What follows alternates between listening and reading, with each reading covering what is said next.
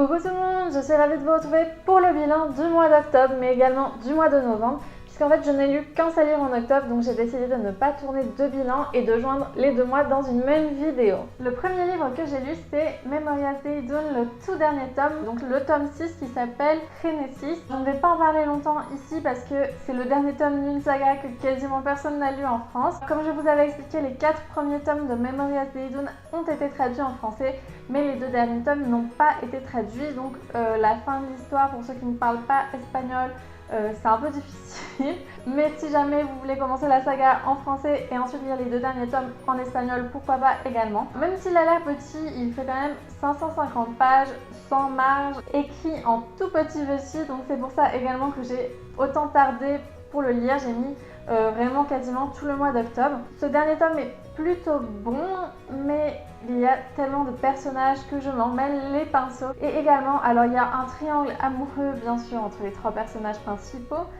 mais ce triangle amoureux m'a l'air de plus en plus forcé, vraiment pas du tout naturel, il n'a aucune raison d'exister. Et en plus ça se termine de façon complètement absurde, mais vraiment, j'ai levé les yeux au ciel, je me suis dit ce n'est pas possible qu'on termine une saga comme ça quand même. Donc voilà, le tome est plutôt bon, un peu trop d'action à mon goût, vraiment c'est bataille sur bataille sur bataille. Bon ok, on est dans de la fantasy donc je comprends, mais c'était devenu un peu lourd par rapport aux autres tomes. Il y a des bons éléments, j'ai passé un bon moment et bien sûr j'étais triste de terminer une saga, mais la fin m'a quand même un petit peu agacée. En bref, je lui ai donné la note de 15 sur 20 et si jamais vous avez envie de vous lancer dans cette saga, n'hésitez pas à me dire ce que vous en pensez ou à me demander des conseils. Au mois de novembre, j'ai commencé avec un service de presse. C'est le tome 2 de The Scorpion Rules qui s'appelle Prisoners of Peace.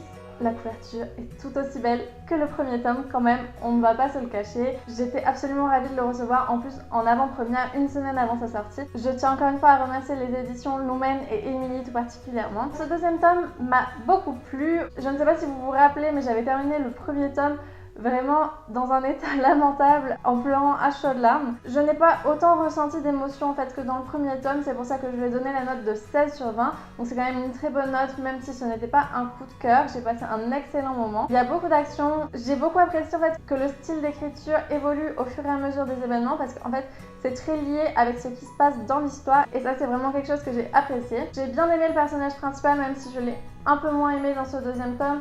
Enfin, c'est pas vraiment que je l'ai moins aimé, c'est que j'ai eu moins d'empathie envers ce personnage. Cette saga dystopique en 2 tomes m'avait de suite attirée en fait avec son concept d'une intelligence artificielle qui retenait en otage les enfants des dirigeants du monde entier comme moyen de pression. Je trouve que c'est vraiment une idée super originale, très bien menée, et c'est le premier roman que j'ai lu sur les intelligences artificielles. C'est un sujet en fait qui est bien traité dans le roman, même si j'aurais aimé que ce soit un peu plus traité en profondeur au niveau des intelligences artificielles, pour mieux les comprendre. C'est une saga vraiment très intelligente qui nous fait réfléchir sur beaucoup de choses, notamment sur l'humanité, sur la paix, sur comment retrouver l'humanité dans un monde qui ne semblerait pas en fait le permettre. Et tout ça est représenté par le personnage de Thalys, qui est en fait l'intelligence artificielle qui dirige le monde, qu'on voit tout d'abord en fait comme une machine sans pitié et qui se présente petit à petit sous un jour plus humain. C'est vraiment le tome que j'ai beaucoup apprécié, notamment le premier tome pour lequel j'avais eu un énorme coup de cœur, et c'est une saga que je vous recommande vivement. Même si je reste un petit peu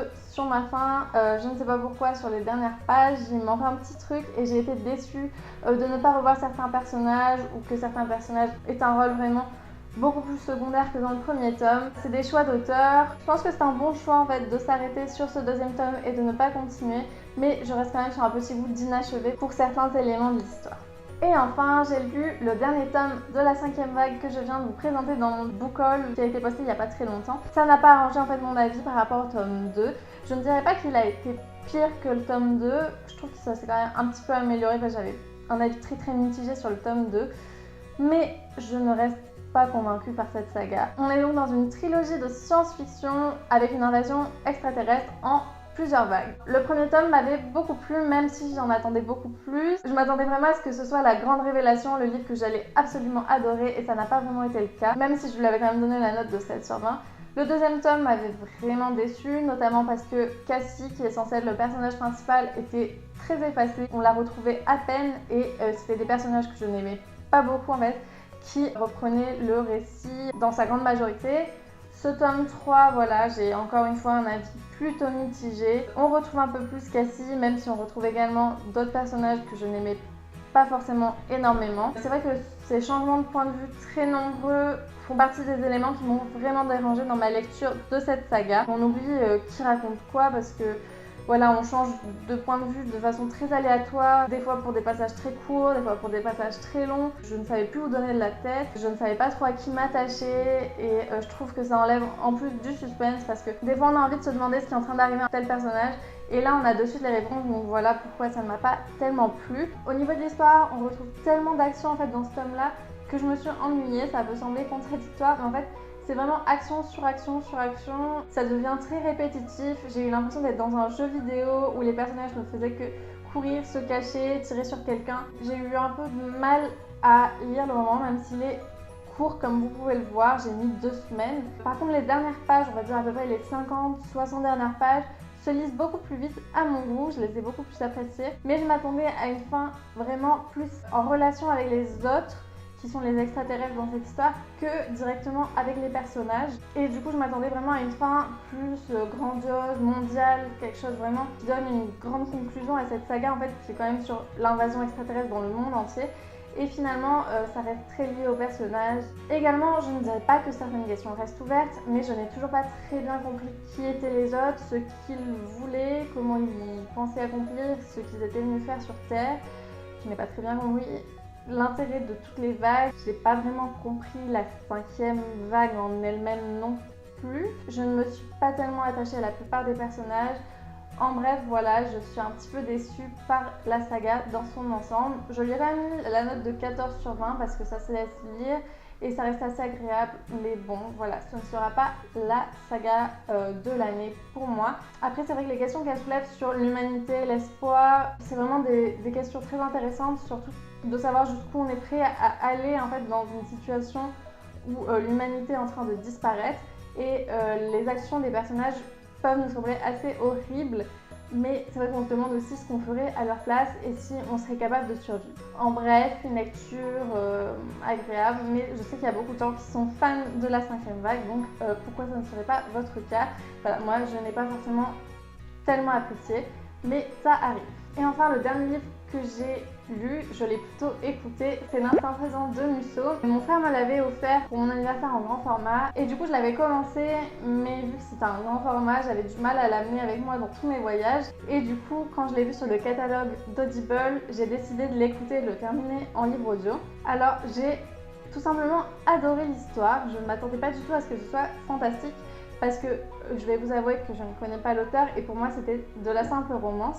Alors j'ai été agréablement surprise, j'ai été vite embarquée par l'histoire. Je ne savais pas grand chose en fait, mais c'est donc l'histoire de Arthur qui se retrouve en fait à voyager dans le temps et à ne pouvoir vivre qu'un seul jour par an. Alors je m'attendais pas du tout à ça, j'ai écouté pendant de longs moments, je l'ai fini en 3 fois. J'étais vraiment dedans parce que je ne savais pas trop ce qui se passait et j'avais envie de le découvrir. Par contre, alors voilà, j'ai été absolument horrifiée par la fin, je ne sais pas comment vous le dire. Avec cette fin, je ne saurais pas vous dire si c'est la fin ou tout le roman qui est inutile, mais je trouve que ça ne colle pas du tout avec l'histoire. J'ai été incroyablement déçue. Le roman était très bien parti pour avoir une super note, même si ça devient un roman fantastique en fait avec quelques incohérences. C'était pas totalement travaillé jusque dans les détails, il y avait des choses qui me semblaient un peu improbables.